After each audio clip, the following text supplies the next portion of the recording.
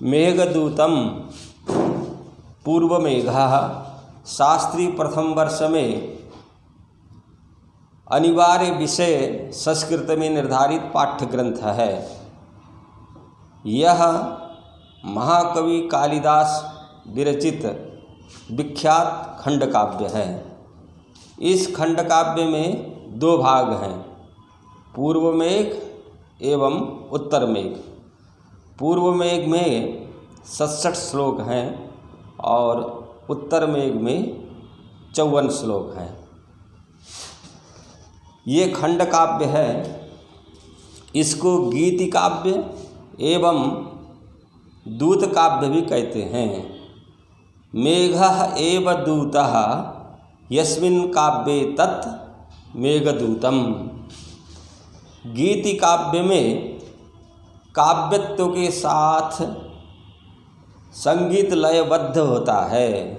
ये भाव प्रधान होते हैं जिनमें अंतरात्मा की ध्वनि होती है, तथा जीवन का कोई एक पक्ष वर्णित होता है,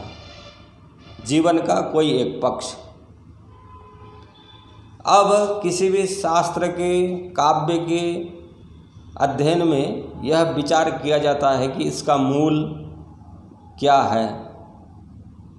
तो इसमें इसका मूल जब देखते हैं तो विविध शास्त्र एवं विचारों के उद्गम स्थान तो वेद ही हैं। वेद में, जिसमें ऋग्वेद में 10वें मंडल में उर्वशी और पुरुरवा के प्रणय प्रसंग में विरह खिन्न पुरुरवा की उक्तियों में विप्रलंब श्रृंगार का संकेत मिलता है। वेद मंत्रों में श्रृंगार के आभास का संकेत फिर दूसरे सूक्त में मिल जाता है। यम यमी सूक्त है जो ऋग्वेद का ही है, 10वें मंडल में उपलब्ध होता है, जहाँ यमी अपने भ्राता यम से प्रणय याचना करती है और यम उसके प्रलोभनों से अपने को बचाता है। ये यम यमी सूक्त में है। रावण द्वारा अपहृत सीता के पास, अब ये वेद के बाद आते हैं, हनुमान को भेजना तथा नल के द्वारा दमयंती के पास चेतन प्राणी हंस को अपने प्रेम का संदेश तो वाल्मीकि और व्यास ने किया है और प्राचीनतम भी है। रामायण को मेघदूत का उपजीव्य मान करके आचार्य मल्लिनाथ ने लिखा है, सीताम प्रति रामस्य हनुमत संदेशम मनसि निधाय, मेघ संदेशम कवि कृतवान। ये मल्लिनाथ ने लिखा है, मेघदूत का उपजीव्य मान करके। अब मेघदूत के दो भाग में, पूर्व मेघ और उत्तर मेघ में, जो पूर्व मेघ में 67 श्लोक हैं और उत्तर मेघ में 54 श्लोक हैं। अपने स्वामी के शाप से अभिशप्त विरही यक्ष का मेघ द्वारा अपनी वियोगिनी पत्नी यक्षिणी को संदेश भेजना इस काव्य का कथानक है। मेघदूत का पूर्व मेघ में अलकापुरी जाने का मार्ग विरही यक्ष द्वारा मेघ को बताया गया है पूर्व मेघ में। उत्तर मेघ में अलकापुरी का वर्णन एवं यक्ष के संदेश को कहा गया है। मेघदूत में अंगीकृत माने अंगीरस विप्रलंब श्रृंगार है, क्योंकि आद्योपांत यक्ष और यक्षिणी के वियोग का वर्णन किया गया है। विप्रलंब श्रृंगार का स्थायी भाव रति होता है। यक्ष कष्टमय वियोगावस्था में भी प्रियारूपी प्रेम को नष्ट नहीं होने देता है, अपितु वह वियोग में और अधिक उद्दीप्त हो जाता है। दंपति एक दूसरे से अलग रह कर भी अपने प्रेम की उत्कृष्टता में, जो अपनी प्रेम की उत्कृष्टता है उसमें कमी आने नहीं देते हैं। उनमें सहज एवं वास्तविक प्रेम रहता है। असंयत और भोग प्रधान प्रेम वास्तविक प्रेम नहीं माना जाता है। मेघदूत के प्रथम पद्य में ही कर्तव्य तथा प्रेम परक जीवन मूल्यों की झलक दिखाई है। स्वाधिकारात् प्रमत्तः, जो व्यक्ति अपने कर्तव्य का पालन नहीं करता है वह दंड का भागी होता है।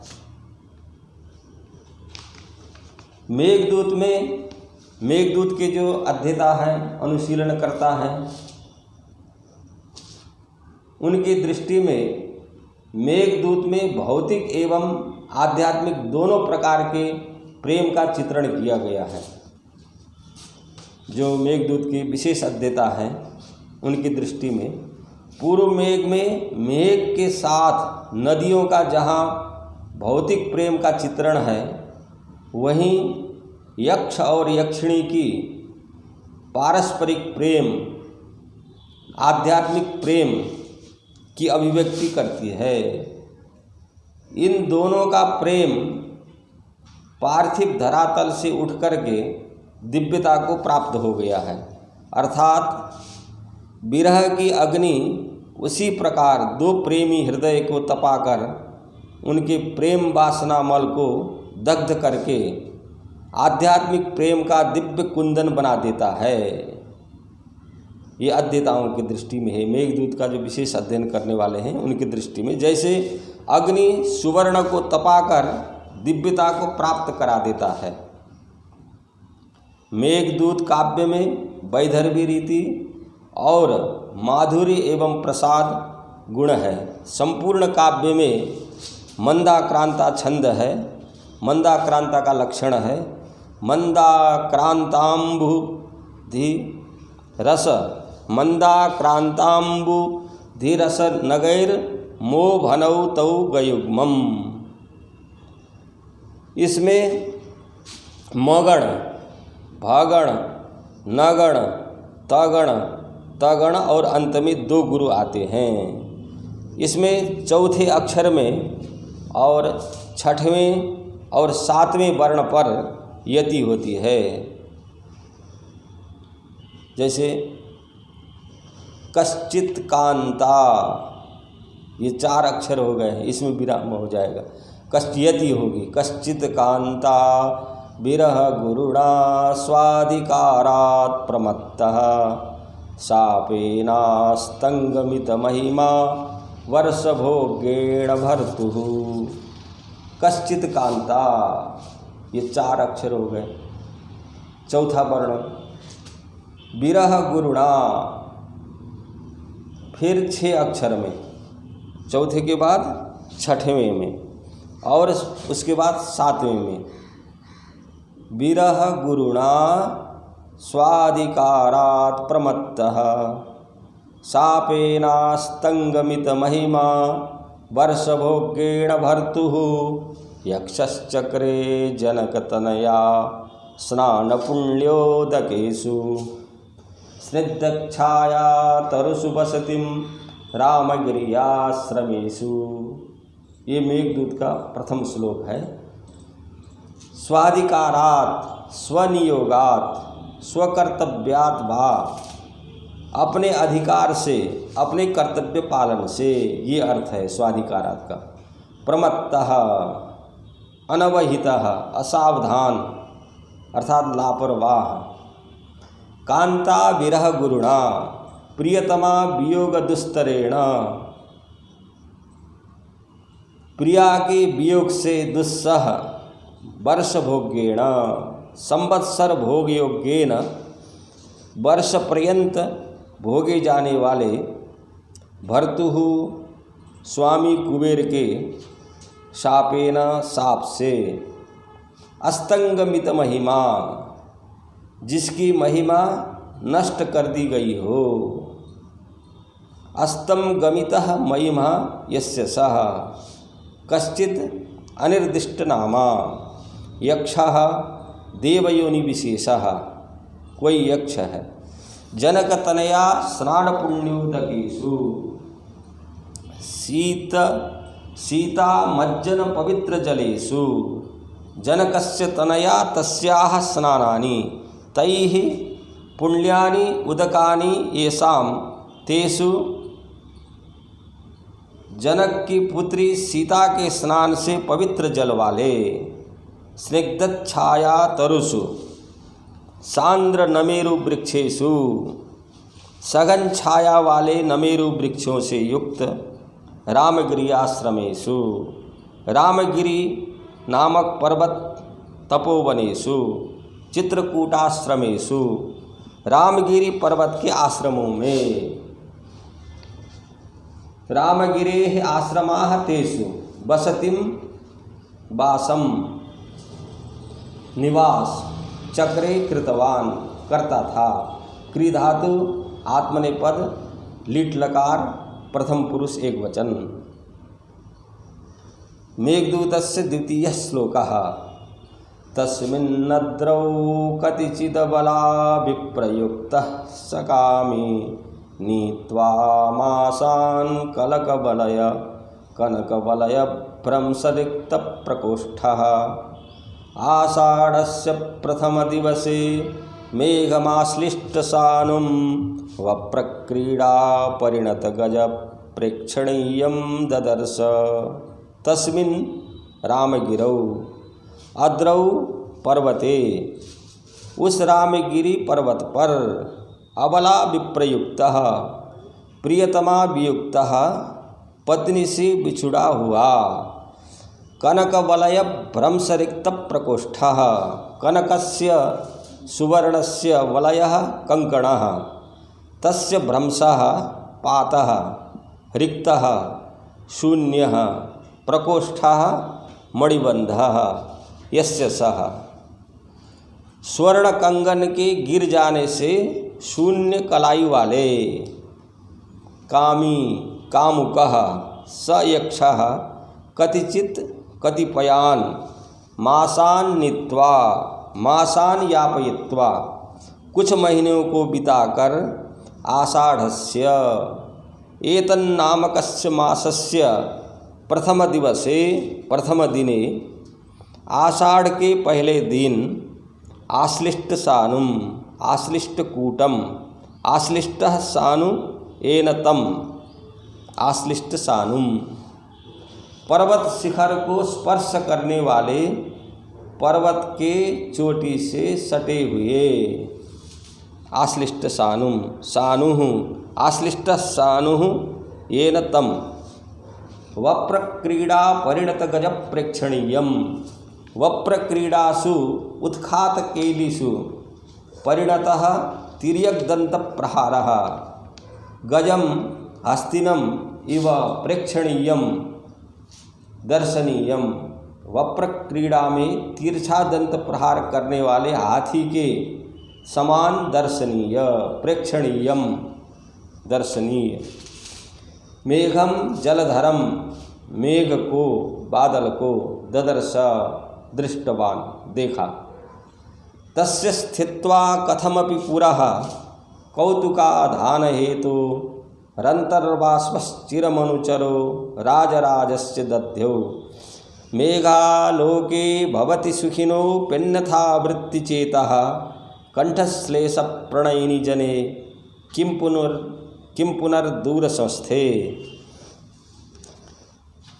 राजराजस्य यक्षराजस्य कुबेरस्य अनुचरः सेवकः यक्षों के राजा कुबेर का सेवक अंतर्बाष्पः निरुद्धाश्रु सन आँखों के अंदर आंसुओं को रोककर कौतुकाधान हेतु हो उत्कंठोत्पत्ति कारणस्य तस्य पुरः मेघस्य अग्रे उत्कंठा अभिलाषा को उत्पन्न करने वाले उस मेघ के सामने कथमपि येन केन प्रकारेण स्थितिं कृत्वा किसी भी प्रकार जैसे तैसे रुककर ठहर कर कथमपि ठहर कर चिरं बहुकाल पर्यन्तं दध्यौ चिंतनं कृतवान्।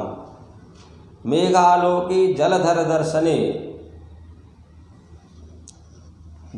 दर्शने सुखिनः अपि सुखयुक्तस्य अपि प्रियासहितस्य अपीति भावः चेतः चित्तम् अन्यथा वृत्ति विकारयुक्तम।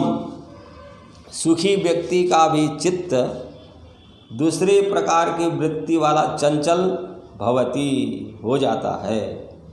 कंठश्लेष प्रणयिनी कंठस्य कंठे वा आश्लेषः प्रणयः अस्यास्तीति प्रणयी।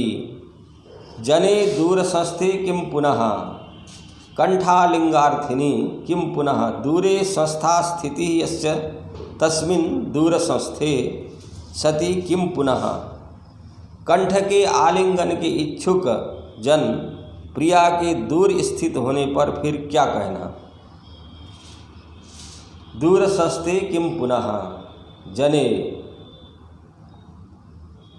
मेघदूतस्य चतुर्थ श्लोकः।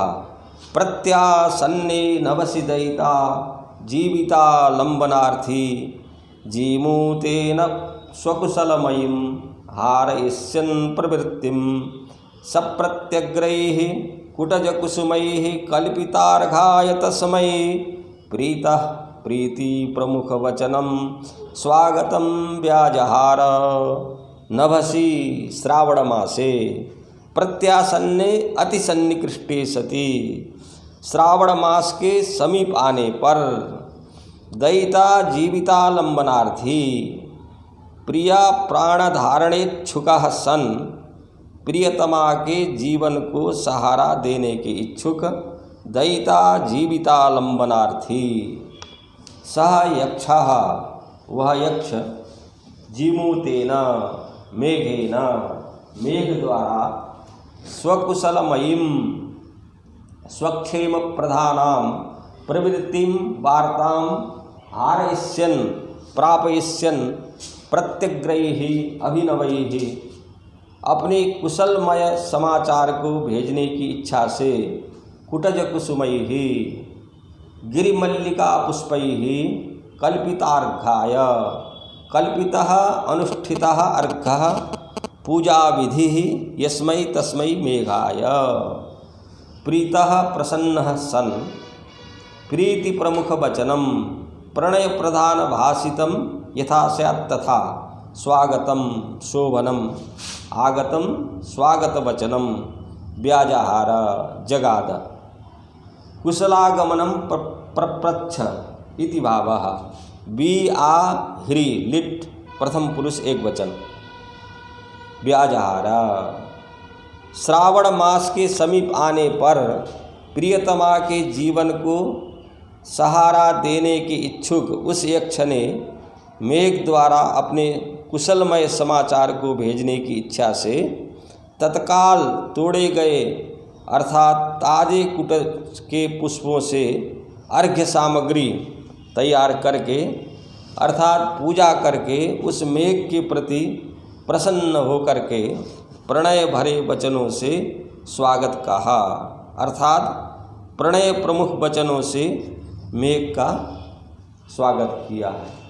ये मेघदूत का चतुर्थ श्लोक है। इसमें पूर्व मेघ में अपने स्वामी के शाप से अभिशप्त विरही यक्ष का मेघ द्वारा अपनी वियोगिनी पत्नी यक्षिणी को संदेश भेजना इस काव्य का कथानक है। पूर्व मेघ में अलकापुरी जाने का मार्ग विरही यक्ष द्वारा मेघ को बताया गया है। उत्तर मेघ में अलकापुरी का वर्णन एवं यक्ष के संदेश को कहा गया है। मेघदूत में अंगिरस विप्रलंब श्रृंगार है, क्योंकि आद्योपांत यक्ष और यक्षिणी को का जो वियोग का वर्णन किया गया है। विप्रलंब श्रृंगार का स्थायी भाव रति होता है। यक्ष कष्टमय वियोगावस्था में भी प्रियारूपी प्रेम को नष्ट नहीं होने देता है, अपितु वह वियोग में और अधिक उद्दीप्त हो जाता है। दंपति एक दूसरे से अलग रहकर भी अपने प्रेम की उत्कृष्टता में कमी आने नहीं देते हैं। उसमें सहज एवं वास्तविक प्रेम रहता है। असल में ये गीति काव्य है। इसका गीति काव्य, दूत काव्य और खंड काव्य, ये 3 प्रकार से नाम बताए जाते हैं। गीति काव्य में काव्यत्व के साथ संगीत लयबद्ध होता है। ये भाव प्रधान होते हैं, जिनमें अंतरात्मा की ध्वनि होती है तथा जीवन का कोई एक पक्ष वर्णित होता है। ये बहुत ही प्रसिद्ध काव्य है और इसके कई भाषाओं में अनुवाद हुए हैं। जर्मन भाषा में भी अनुवाद हुआ है, अंग्रेजी में हुआ है, हिंदी में पद्य अनुवाद हुए हैं। ये बहुत ही प्रसिद्ध ग्रंथ है। ये प्रतियोगी परीक्षाओं में भी इसके प्रश्न आते हैं। इसको ढंग से अध्ययन करना चाहिए। और मेघदूत के अनुशीलनकर्ताओं का तो यहाँ तक कहना है कि मेघे माघे गतम वयः, मेघदूत की जो भाव प्रवणता है वह उसके अध्ययन में और माघ का काव्य की शास्त्रीय भाव अनुशीलन में अनुशीलनकर्ताओं का जीवन ही समाप्त हो जाता है, अर्थात अधिक समय लगता है। मैंने इतना महत्व दे करके अनुशीलनकर्ताओं ने अनुशीलन किया है और यह अनुशीलनकर्ताओं की धारणा है, अवधारणा है। मेघे माघे गतम वयः,